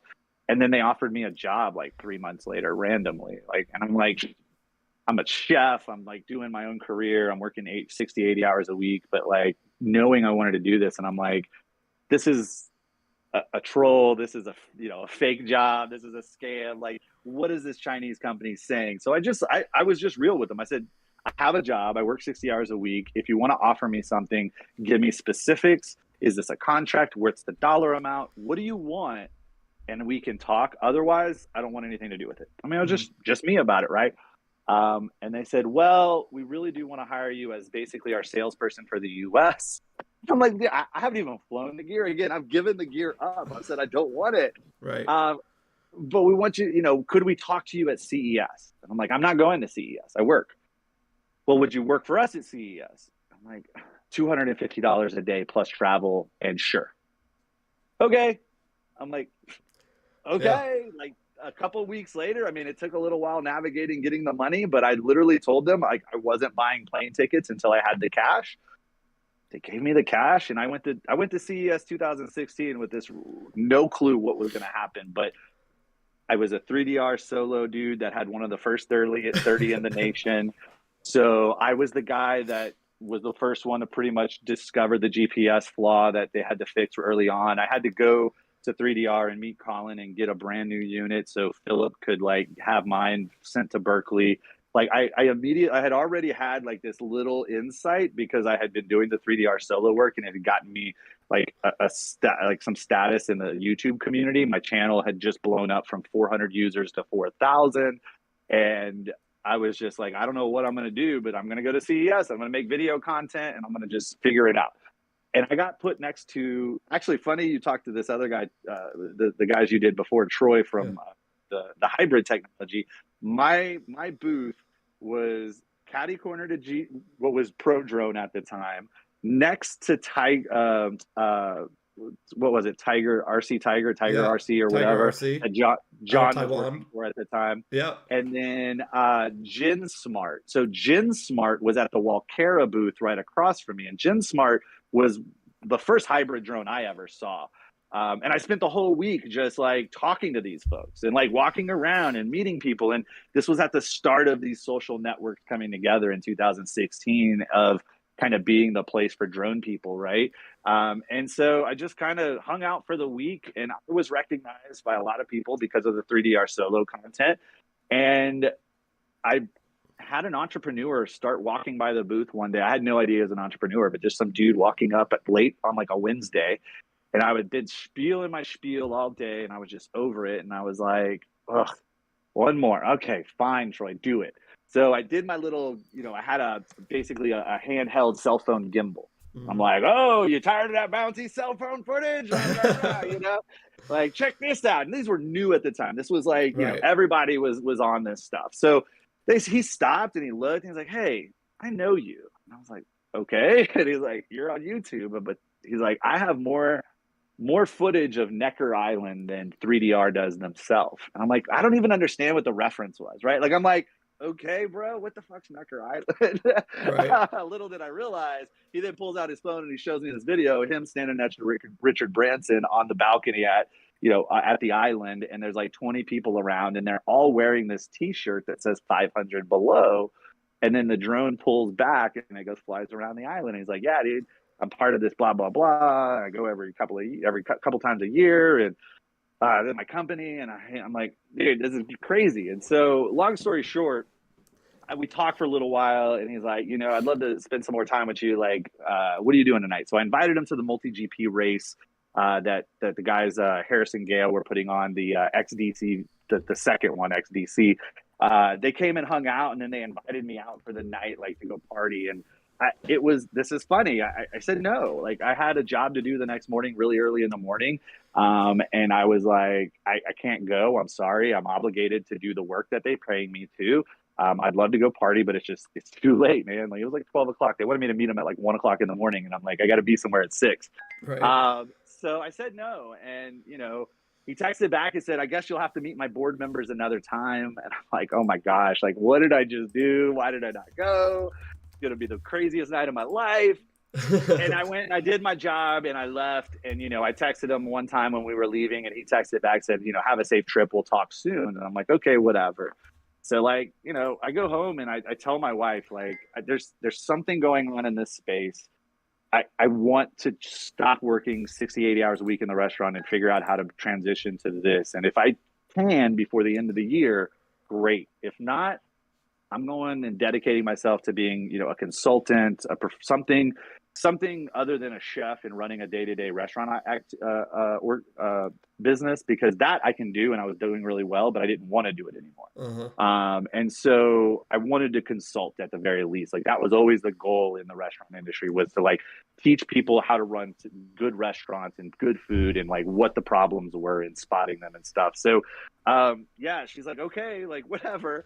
And I actually thought I was going to work for 3DR at the time. Like, I still was talking to Philip a lot, and 3DR was still going a little bit. And I was like, maybe I end up working for these guys. Like, there was an FPV project that people didn't know about that 3DR considered right before shutting down, that I happened to know the people involved with. And I was like, maybe this is going to be the thing. Well, it wasn't. But 3 months later, I got a random call and it said, hey, Troy, I want you to come out to Nashville and take a look at a product that I'm building. And I think that you'd be a good fit to help me do. And so I went out and, the guy that told me, let's go out, and I said no to it, flew me out to Nashville one day. And it ended up being, that he was a drone enthusiast. He had bought, had money. And so he's buying toys and playing with stuff. And he liked to fly drones, but he also had a lot of problems when he flew drones, like crashing them, like not knowing what filters to buy, not knowing how to do certain things with the drone. And he wanted answers and he didn't know how to find them. So he created an application that was going to connect drone users in 2016. So you could basically go on and you could build a profile. Sounds familiar? You could build a profile and you could say, I fly this equipment, pick the drone, pick the very specific. I mean, we were in the Phantom 3 days. So, did you have an FC40 or did you have a Phantom 2 or did you have a Phantom 3? And which Phantom 3 did you have? And it moved into the Phantom 4 territory too. Did you have a 3DR solo? So you build your profile with exactly what hardware you know you're familiar with, and certain topics that you think you can help people with. And then it was basically, we described it as the Uber for drones. You get on the app, you say, I need help with this drone, with this thing, with this question, and it pings 3 people. And the first one to respond gets basically paid to help that person navigate whatever problem using video, chat, pictures, whatever.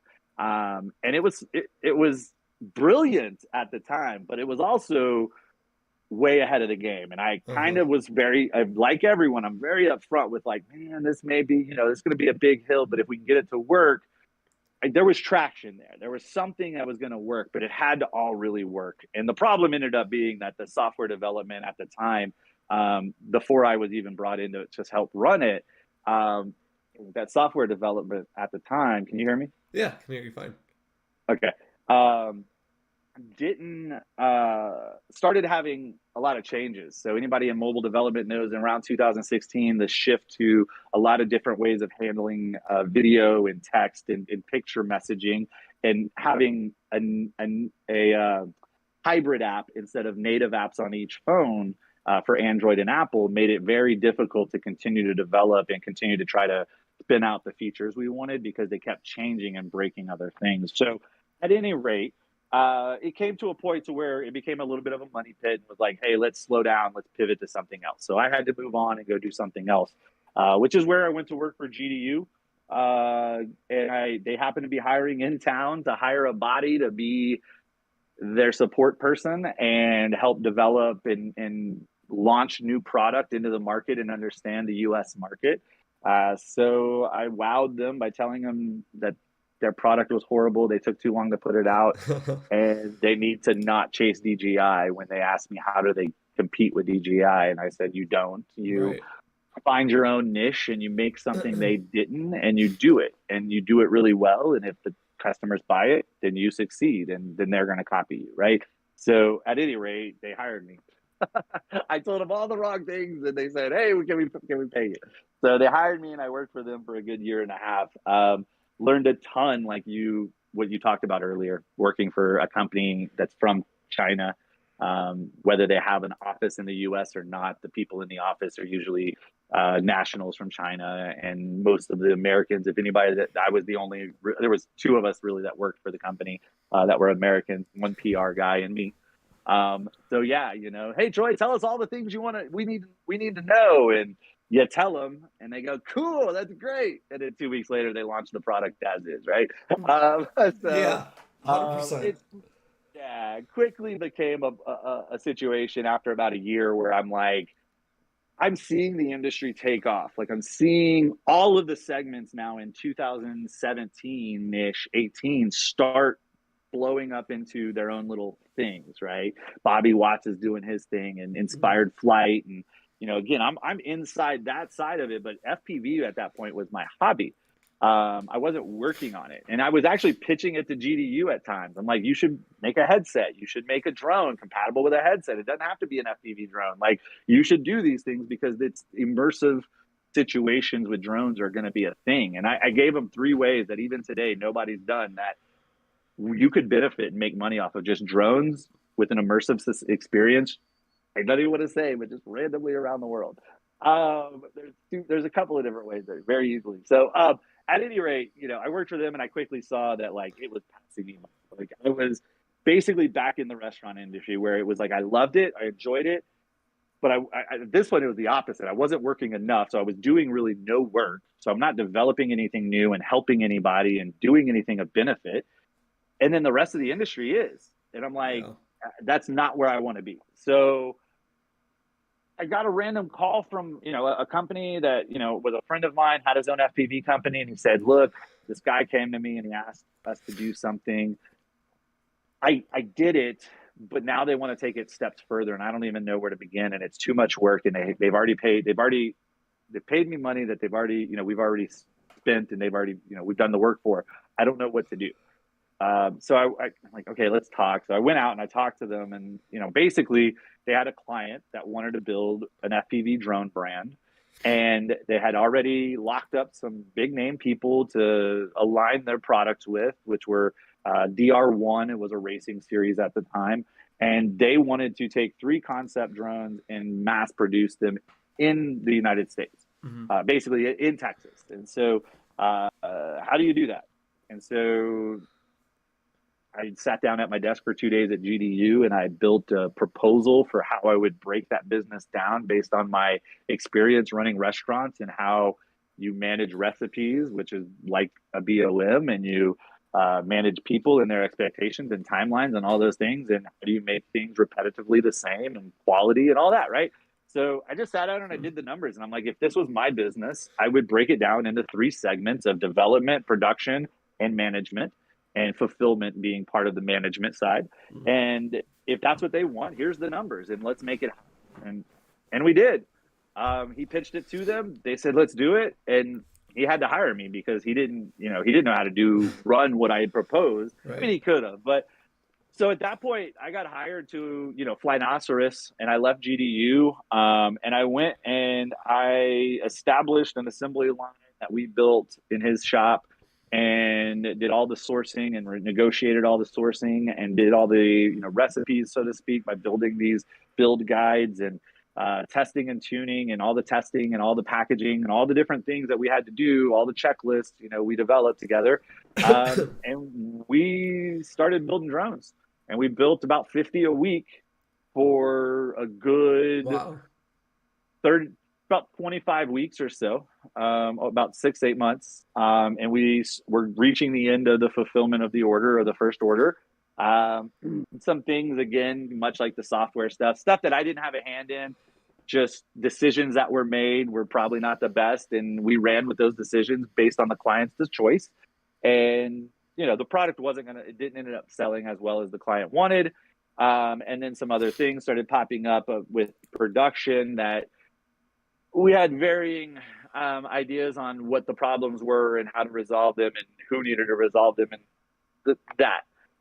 And so right around this time, professional FPV starts taking off. And this is where I recognized it in 2018. And I'm like, pilots are turning into cam operators, but cam operators that are currently flying drones are going to need to turn into FPV pilots, because there's not enough FPV pilots out there that are, first of all, understand that they need to be a cam op, let alone have the skills and the wherewithal to learn a whole new skill set like being a cam op in order to properly fly a cam on a proper set.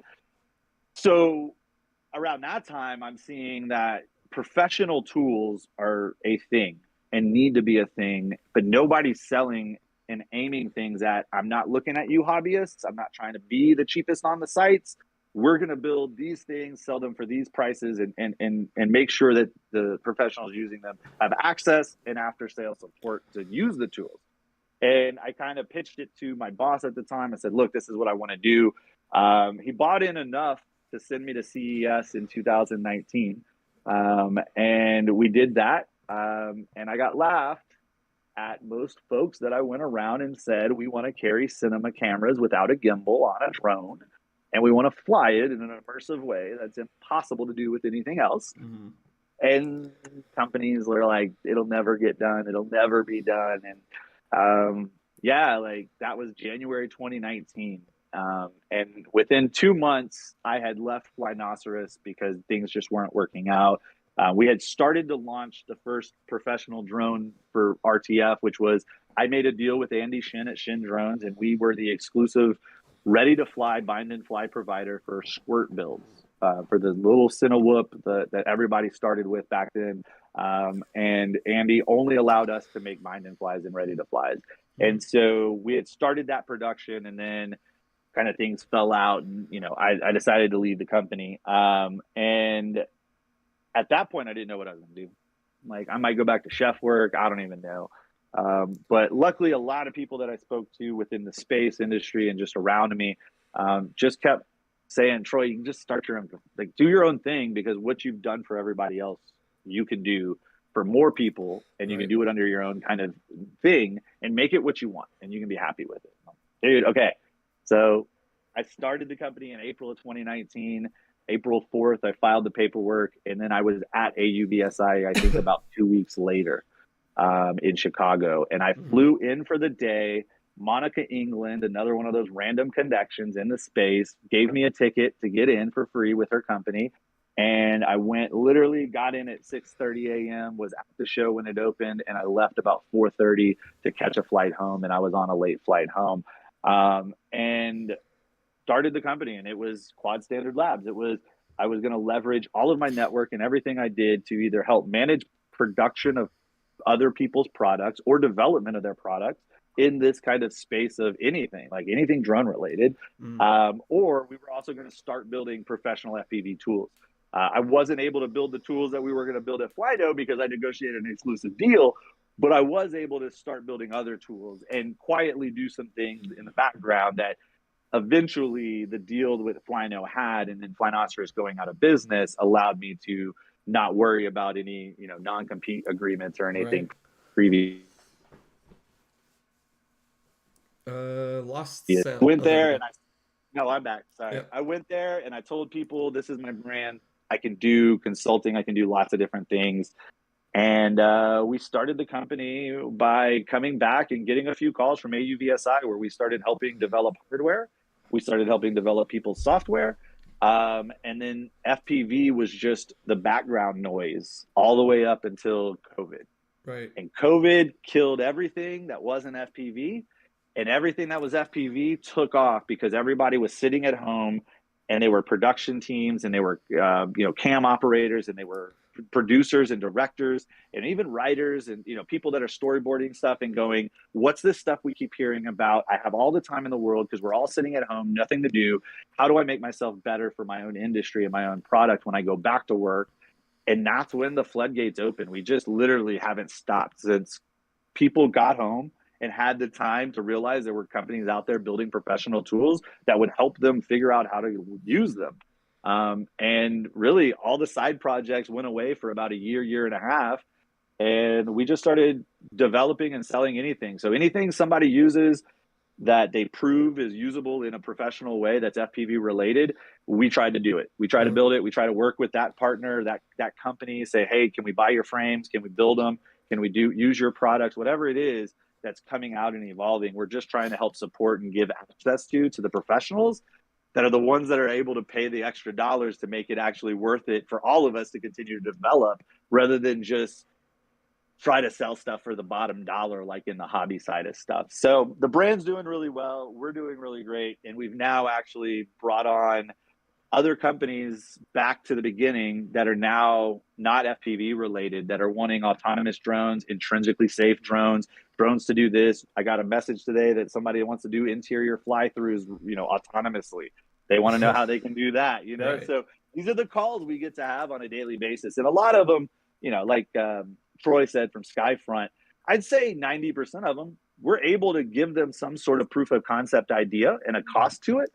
And then 10% of them are these, pie in the sky. We're going to use a drone to do everything. How do I get one to fly for 4 hours and fly through a home and go chase a bad guy at the same time? It's Right. like, there's lots of layers to that. I need Dawn on the phone first. Is this even legal?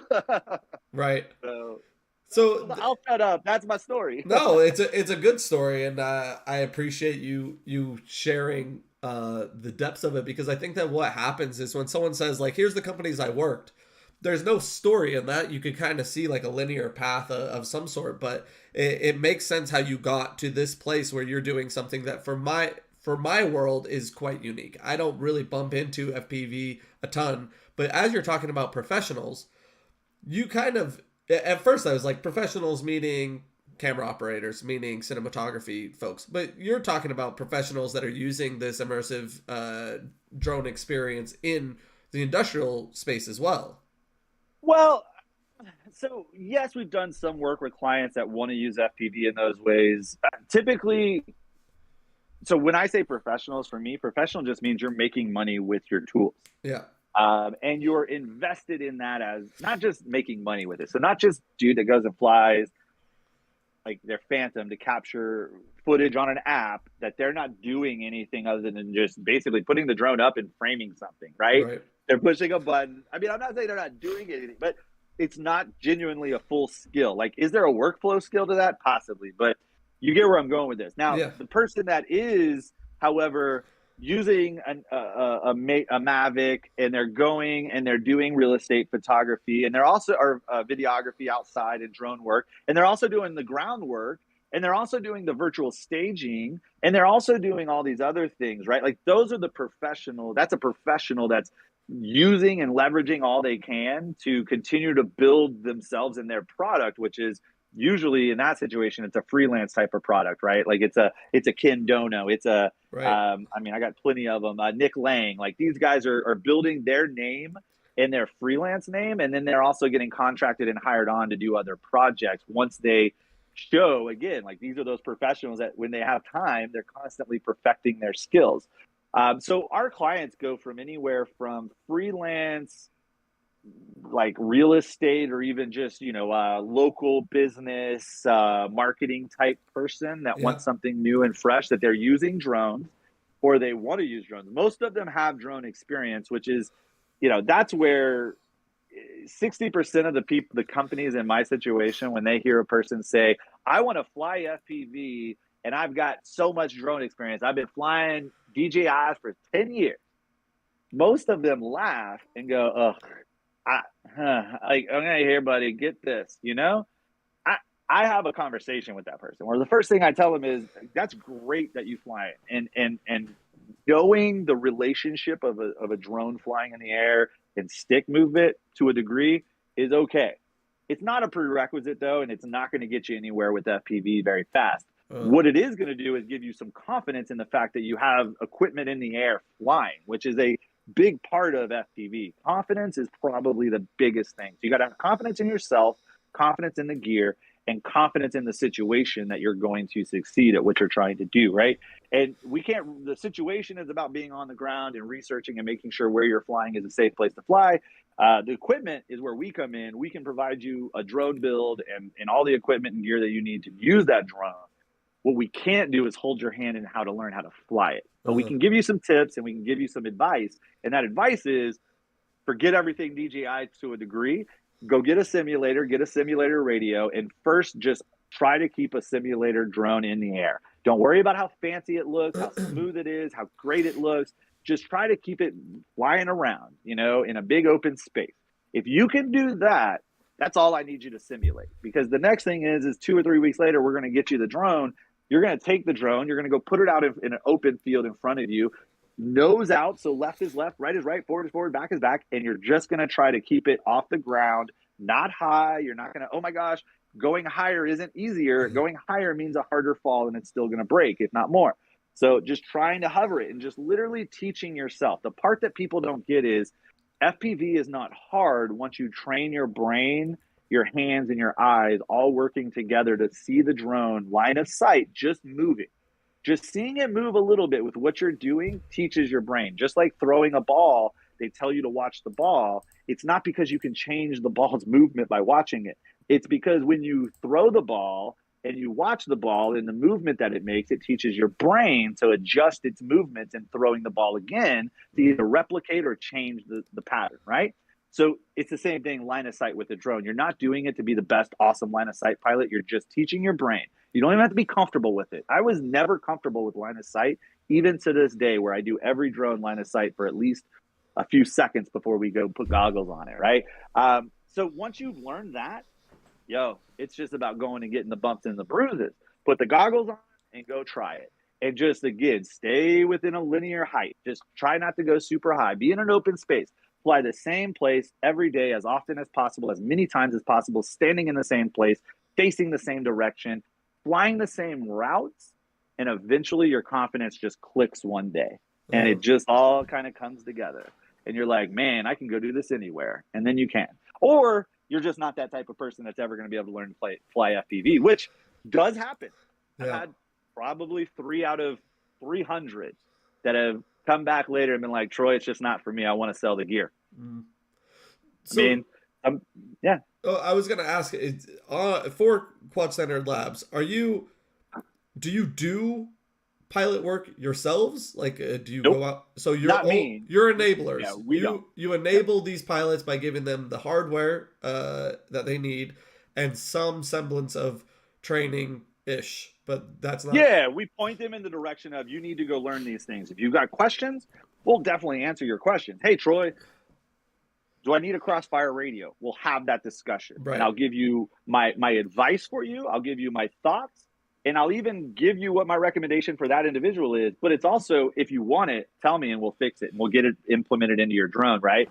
At the end of the day, no, I don't personally fly. We have contractor employees. So, we don't have any full-time employees still because we're just still about to hit those growth spurts of getting some contracts signed with some of these companies behind the scenes that nobody will ever know about. Yeah. But as we get those things going, I have guys that work for me that both are 107 pilots. One is kind of more of an inspections dude, and the other one's an FPV and can do inspections. So they both do that work on the side and all that. We have a few local clients that we sell drones to. We purposely are not very well known locally because I'm not trying to be a drone store locally, but we do help service some of those folks when they need help. But we do have some clients locally that we point people to. I got a call last week. Hey, Troy, I need a pilot that can fly this type of camera at this, on these days. Do you know anybody local? And we point them in those directions, right? We're connecting those dots. At some point, we probably will offer referral pilot systems. I know, your pixel pay stuff, man, the stuff everybody's working on. I think that's really interesting because I've had conversations with folks where I think there's a need for something like that, and I think that that's the type of stuff that's going to lead to connecting more people. But yeah, we don't do the flying ourselves. We consult on what do you need to do whatever application of FPV work you're doing. And it's, again, runs the gambit of people that know what they're doing and they just don't want to build because they don't have the time. They're out there perfecting their craft and doing work. Yeah. And these guys they can build their own stuff, but they'd rather say, Troy, here's a check, or here's, let me pay the bill. And in that number of days, it shows up at their door. They can go do a few test flights and they can go out and fly and have confidence in it. Right. So really that's where we're at with that stuff. And then, development. We're always interested in anybody wanting to do something crazy or cool or different, ask us and let's see what we can come up with, that's always fun too. So, someone asked earlier about the Drone Lounge logo and I guess sticker or whatever it is on your wall. What's the story behind that? The Drone Lounge, as it says here, was established in 2017, not here in this location. Daniel Abear is the Drone Lounge king, I suppose. The Drone Lounge started in 2017 that I got invited to. That was a handful of people at the time. I think less than 100, maybe less than 200. That were a lot of the movers and shakers, a lot of the folks that were doing different things in the space in different ways, but we're also very like-minded. We're all kind of fun-loving, free spirits that like to rouse, kind of roast each other a little bit and roast others and roast the public, but in our own private way, because if we were to, I have no problem roasting people in public too often, but there's a lot of people out there that they're professionals and they are names at companies that they can't be seen talking bad about something possibly, and maybe they want to make a joke. Yeah. They go do it in the Drone Lounge. We all laugh. We have a good time with it. We usually make fun of them too for making the joke. And then, it's just a fun group. So when I got the shop, this is the lounge area. We've got 2,300 square feet here, but this is I'm sitting in what is actually my kind of day office. So it's the lounge area. I put the sticker on the wall there, and I called Daniel up and said, send me the image. I'd love to have the actual Drone Lounge here in Austin. Yeah. So people, when they do come by, we have to get a picture if they know about it, and we get a picture of it. But yeah, I'll show you really quick. That's the lounge. So that's my day shop area. So it's actually my big computer monitor. I got a computer, and this is where I do all the setting up and the testing of stuff before we go flight test. And then we've got 2,300 square feet here of stuff. We've got some stuff that we do in here. It's one of our build rooms for a client build that we do quite a bit. This is kind of overflow for that room. We've got a build area over here. It's our main build room. I've got Nathan here today working over there doing some assembly work. I'm actually doing some solder work on a big drone here. And then we've got a bunch of stuff that's ready for me. This is all stuff that's got to go over to that other desk and get set up and test flown and all that. And then we've got some build area over here. This is Scott. He's actually working on a refresh for a client. So this drone came in dirty, broken, and not working, and we got to fix it and get it sent back out to the client. We've got robots doing 3D print work all the time. And then I think the guys are messing with the CNC and laser room right now. We're doing some rearranging. So that's that. Hey guys. So that's that. That's our space, our charging area. Some more space. We got inventory and shipping. But anyways, yeah, that's the spot, man. So we're just here every day, plunking away, man. Yeah. Building whatever it takes, you know? Well, I love all that you shared, man. I mean, like, we don't have like you said before, we have degrees of separation. We know a lot of the same people, but really haven't interacted that much. So to hear your story, to hear what you're up to, has been great. I posted your LinkedIn in the chat for people to follow you and keep up with what you're doing. Is there anywhere else that people should, I mean, obviously the Quad Standard Labs our website. Quad Standard Labs website is a great place to go, only because I always point people there because there's a couple of ways to contact us. There's always, almost on every page at the very top, set up a call. Yep. So if you want to have a call with us, set it up there. You can pick your time and date, and we get on a phone. We do that quite often. So I love pointing people there. Also, there's a quick chat box down there too that sends me a chat and an email request pretty quickly that I usually respond to. Ultimately though, yeah, I mean, that's the spot, or Instagram. We try to post as much as we can. We share a lot of our client stories just because, you know, I'm not out there putting these things to work. So a lot of the times we rely on 2020 clients.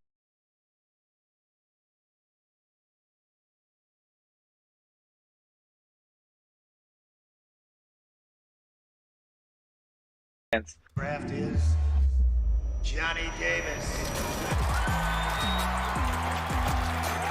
Let me tell you about Johnny Davis. This kid is special with a capital S. He's an incredible shooting guard.